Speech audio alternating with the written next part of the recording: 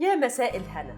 النهاردة هنعمل باستا بالبورتوبيلو مشروم والسبانخ والترافل اويل، حاجة كده على مستوى السيتشيليانو باستا. السيتشيليانو باستا هي موجودة في السوق دلوقتي وبراند مصري. أنا فخورة قوي إن في براند مصري بالجمال ده، وعنده فرايتيز كتيرة جدا من الباستات، البراون باستا، الفيجيتابل باستا، الجلوتين فري باستا، الرافيولي والحاجات الفروزنز، يعني فرايتيز رهيبة.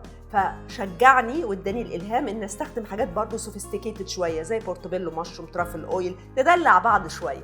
تعالوا نشوف هنعملها ازاي. بس قبل ما نشوف هنعملها ازاي هقول لكم طريقه سلق المكرونه. هنسلق المكرونه ازاي؟ ميه سي سولت، اول ما الميه تغلي بدون زيت نهائي هنحط الباستا، وبعدين نشوف العبوه مكتوب عليها قد ايه. اول ما نعرف مثلا 7-8 دقايق، قبلها بدقيقه، يعني لو 8 دقايق يبقى عندي 7 دقايق.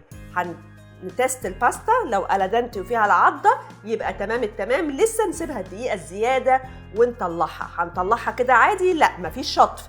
هنحطها نصفيها من الميه اللي فيها وناخد شويه من الميه دي تنفعنا في الصوصات اللي بالكريمه بالذات، وبعد كده نسيبها من غير ما نشطفها ونستخدمها على طول مع الصوص، هتدينا احلى نتيجه.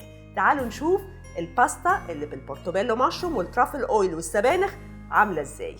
هحط شويه اوليف اويل وشويه ترافل اويل، وهروح حاطه بصل حلقات والثوم. هنحط شويه ملح وفلفل،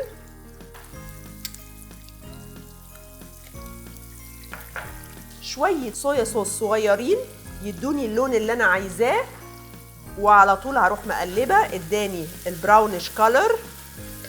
وهنزل بالبورتوبيلو مشروم.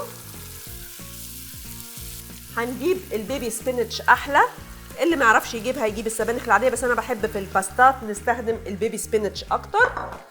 هحط شويه بارميجان بس مش كتير عشان الباقي عايزه ارشه على الوش كده. الصوص بتاعي جهز، فاضل ايه؟ احط الباستا الفيتوتشيني. هنزل بالباستا كده. الباستا بتاعتي خلصت، ما فاضلش غير ان انا اغرفها. تعالوا نشوف بعد ما تتغرف هيبقى شكلها عامل ازاي. هنبتدي بقى نغرف الباستا. خلطة تبقى باينة. هحط شوية جبنة بارميجان، وزي ما انتوا شايفين شكله عايز يتاكل على طول. جربوه، مستنية كومنتاتكم وأسئلتكم والصور، وبليز عايزة أعمل ضجة بالصور. اللي تعمل وتطلع الوصفة فظيعة تحط لي الصورة وتعمل منشن لغدا نوارة ومنشن لسيتشيليانو، وهتشوفوا احنا الاتنين هنعمل لكم ضجة بالستوريز.